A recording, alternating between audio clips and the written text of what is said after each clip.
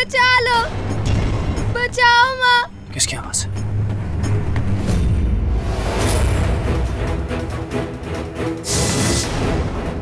मत रो महेश्वर, मत रो, मैं हूं ना तेरे साथ, तुझे कुछ नहीं होगा मेरे बहादुर बच्चे।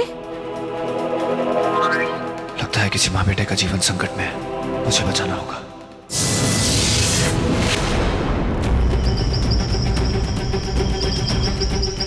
ये मार डालेगा मुझे, माँ मुझे ये मार डालेगा, माँ माँ मुझे ये मार डालेगा।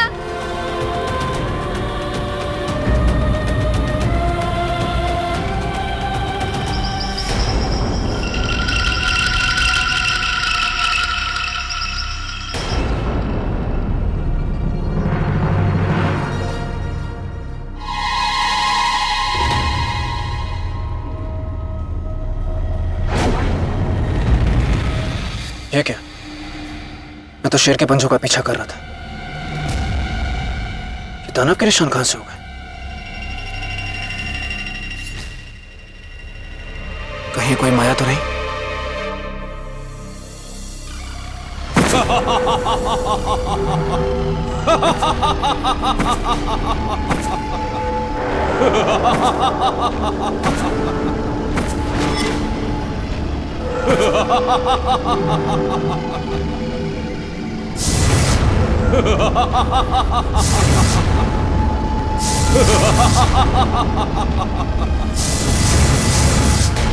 मैं पाँव पड़ती हूँ, छोड़ दो मेरे बच्चे को। मैं तुम्हारे हाथ जोड़ती हूँ, मेरे बच्चे को छोड़ दो।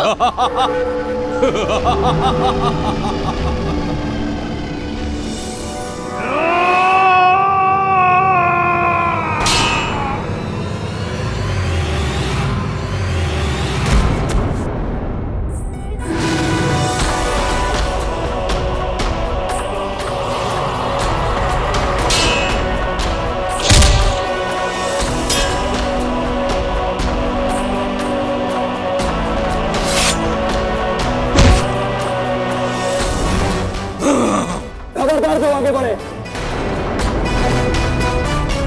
वहीं रुक जाओ।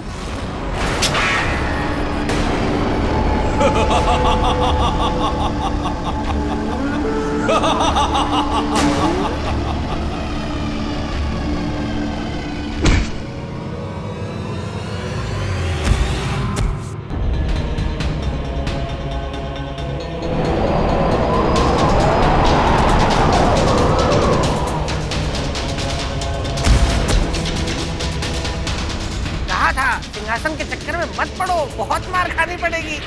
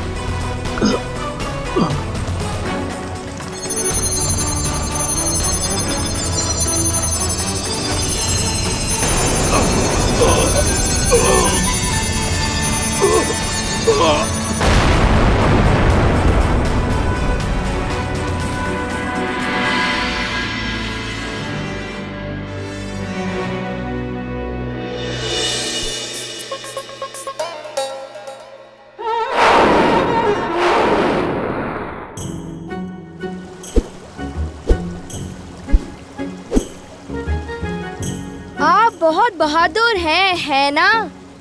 मैं और बहादुर कैसे? अरे आपने इतने बड़े दानव को मार गिराया, आपने लड़ना कहाँ से सीखा? आप सैनिक हैं? नहीं, मैं एक साधारण मनुष्य हूँ। बस थोड़ा सा साहस दिखाया और उस राक्षस को हरा दिया। अरे केवल साहस से आपने उसे मार गिराया? हाँ। माँ मैं भी आज से साहसी बनूंगा। किसी से नहीं डरूंगा, इनकी तरह।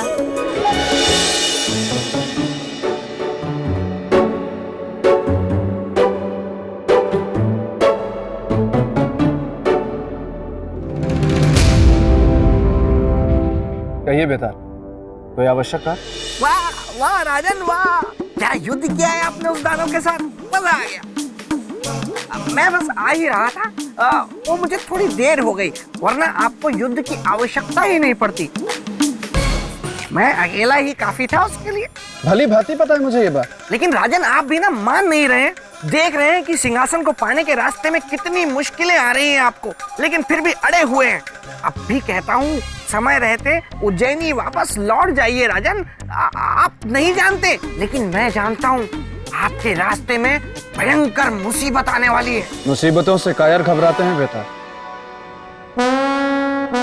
ठीक है राजन, ठीक है, मेरा कार्य था आपको समझाना, समझना नहीं समझना आपका कार्य है, आपका काम आप अपनी जाने, मैं चला।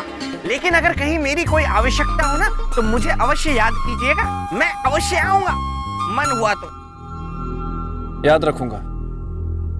जय महाकाल। जय महाकाल।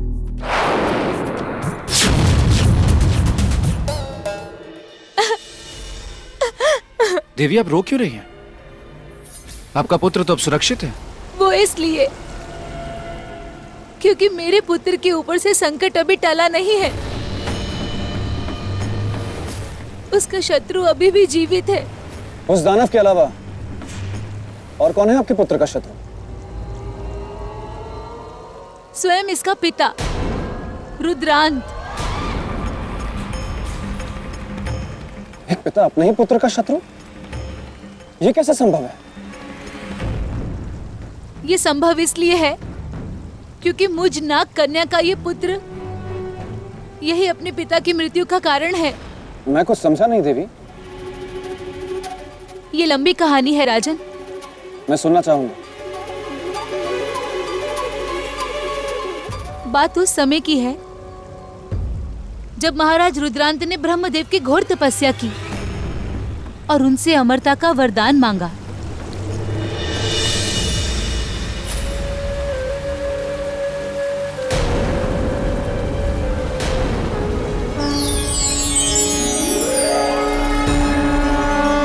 रुद्रान, आंखें खोलो रुद्रान। प्रणाम ब्रह्मदेव। मैं तुम्हारी तपस्या से प्रसन्न हुआ। कहो क्या चाहते हो रुद्रान? मुझे आपसे अमर होने का वरदान चाहिए ब्रह्मदेव। नहीं रुद्रान, नहीं, मैं तुम्हें अमर होने का वरदान नहीं दे सकता। इस संसार में कोई भी अमर नहीं है। जिसका जन्म हुआ है उसकी मृत्यु निश्चित है। किंतु हाँ, तुम्हारी तपस्या व्यर्थ नहीं जाएगी, फल अवश्य मिलेगा। जाओ, मैं तुम्हें वरदान देता हूँ, जो भी तुमसे युद्ध करेगा उसकी सारी शक्ति तुम में आ जाएगी और वो शक्तिहीन हो जाएगा। तब तो मैं अमर हो जाऊंगा ब्रह्मदेव, मेरी मृत्यु नहीं होगी।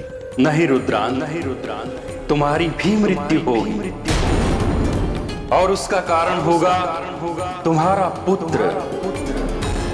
मेरा पुत्र? हाँ, तुम्हारा पुत्र। जब वो 7 वर्ष का होगा तब वो तुम्हारी मृत्यु का कारण बनेगा।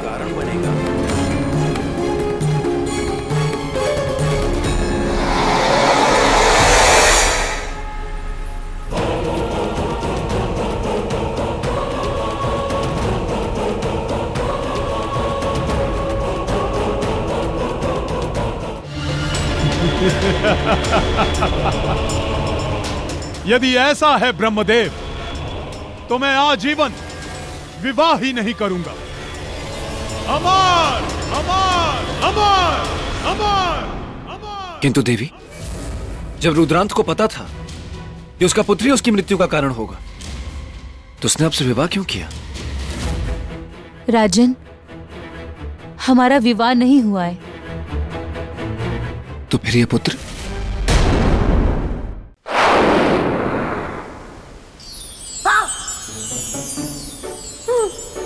जीवित तितलियां। इसका मतलब सौंदर्य लेखा आ रही है। क्या करूं क्या करूं? हाँ, मस्तिष्क कुमार की सुझाई युक्ति का उपयोग करता हूं।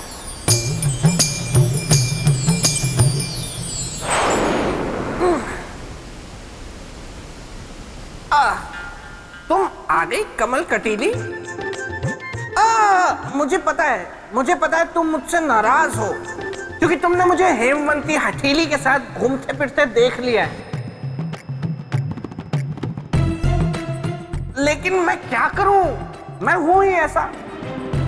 वो तो क्या है कि मुझे प्रकाश कुंजनी ने थोड़ा सोम रस पिला दिया था, तो उसके बाद मैं धन दमयंती के यहाँ द्वैत क्रीड़ा के लिए निकल गया। उसके बाद तो पता नहीं फिर किन किन बेतालियों के साथ कहाँ घूमा, कहाँ गया। बहुत थक गया, अभी वापस आया ही हूँ। लेकिन तुम कुछ बोल क्यों नहीं रही हो? वो तुम सौंदर्य लेखा यहाँ? ओहो, मुझे लगा कोई अन्य बेतालनी है और मैं सब कुछ कह गया, तुमने सब कुछ सुन भी लिया। हाँ, और अब जब तुम्हें सब कुछ पता चल ही गया है तो छुपा कर क्या फायदा? देखो, यही सच है। जिसे तुमने अपने प्रेम की बगिया का एक फूल समझा था, वो एक कांटा है, यानी मैंने तुम्हें छला है, मैं छलिया हूं। लगता है झटका लगा है। वो वाला हुई। हाँ, अरे मैं सोम रस पीता हूँ,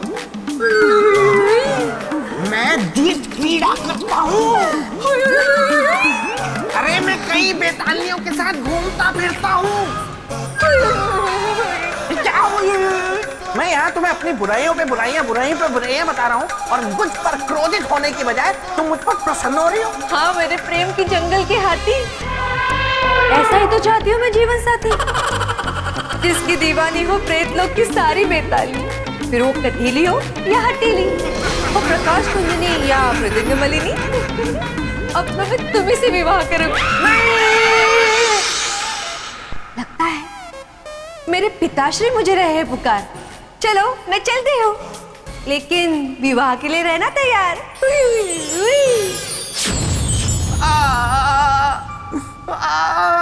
क्या करूं मैं इसका? मस्तिष्क कुमार की युक्ति भी किसी काम नहीं आई। अरे क्या फायदा है 4 आंखें लेकर घूमने का उसका? वापस करो।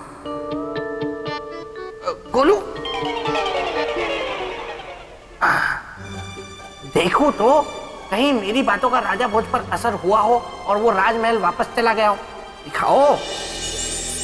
ये बात 7 वर्ष पहले की है। ये राजा भोज भी ना सुनकर ही मानेगा। मैं भी तो सुनूं आखिर राज क्या है। जब महाराज रुद्रांत अपने घोड़े से ब्रह्मदेव की तपस्या के लिए जा रहे थे, उस दिन नाग पंचमी की रात थी।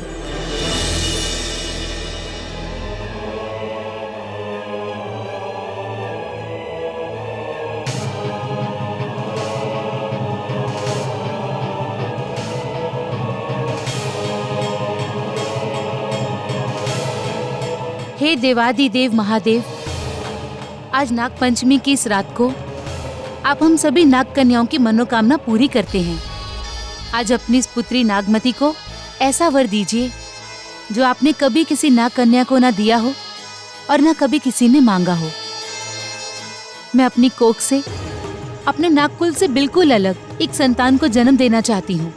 हे प्रभु, मेरी मुराद की झोली भरेगी या खाली रहेगी, ये आप पर है।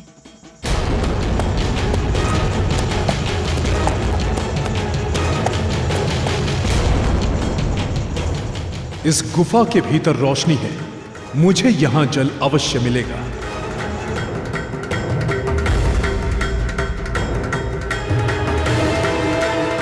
ये आप पर निर्भर करता है कि कौन इस दूध को पीता है और मुझे सौभाग्यवती होने का अवसर देता है।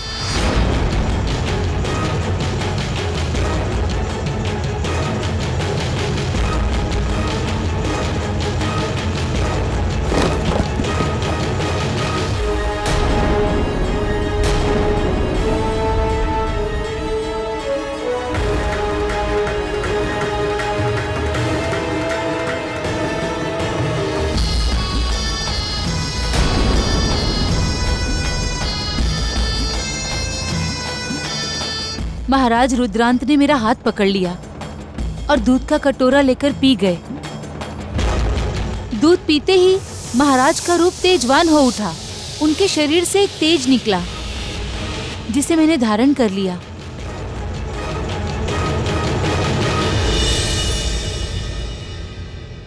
और गर्भासन का समय पूरा होते ही मैंने इस पुत्र को जन्म दिया। महाराज तो अपनी तपस्या के लिए चले गए थे और मैं प्रतीक्षा करती रही। 7 साल तक प्रतीक्षा की मैंने, और आज जब 2 दिन बाद मेरा पुत्र 7 साल का होता, मैं इसे इसके पिता से मिलवाने ले गई।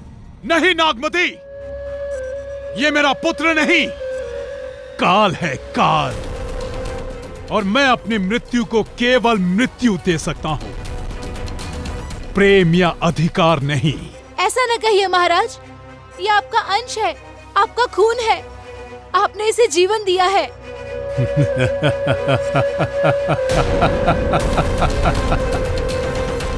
और मृत्यु भी मैं ही दूंगा।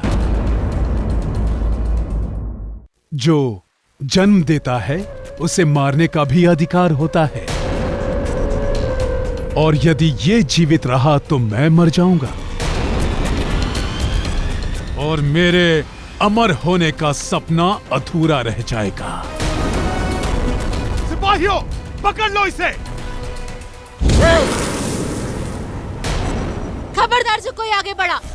अगर किसी ने रोकने की कोशिश की तो उसका भी यही हाल होगा जो इसका हुआ है। चल बेटा।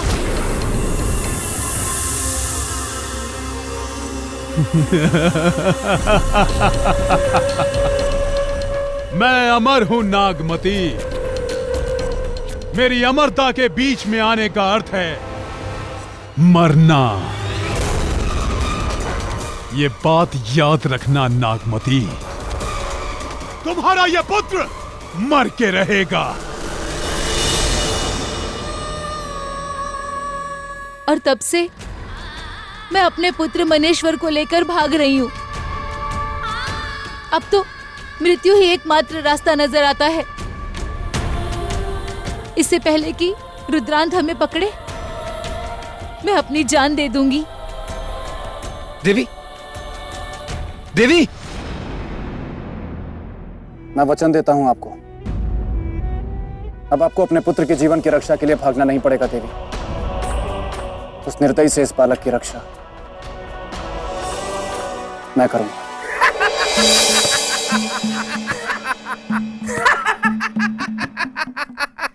क्या हुआ बेताल, इतना हंस क्यों रहा? राजा भोज, रुद्रांत से उस बालक की रक्षा आप करेंगे? हाँ, मैं करूंगा। आप रुद्रांत से उस बालक की रक्षा कर ही नहीं सकते। पूछिए क्यों? क्यों? क्योंकि मैंने सुना है रुद्रांत के पास मायावी शक्तियां हैं जिनका पार पाते पाते इंसान खुद पार हो जाता है। बेताल, यदि मन में इच्छा शक्ति हो तो किसी से भी पार पाना संभव नहीं है। पर मैंने ये भी सुना है कि रुद्रांत को अमरता का वरदान प्राप्त है, और आपके पास तो ऐसा कोई भी वरदान नहीं है, और न ही रुद्रांत जैसा बल है आप में। और बिना बल के युद्ध करना तो वैसे ही हो गया ना जैसे बिना दूध की खीर बनाना। बेताल, किसी निर्दोष के प्राणों की रक्षा करने के लिए अमरता की नहीं, साहस और पराक्रम की आवश्यकता होती है, जो उस रुद्रांत में नहीं है। बेताल, मैं तुम्हें विश्वास दिलाता हूं कि मैं अपने पराक्रम से उस रुद्रांत का अंत अवश्य करूंगा।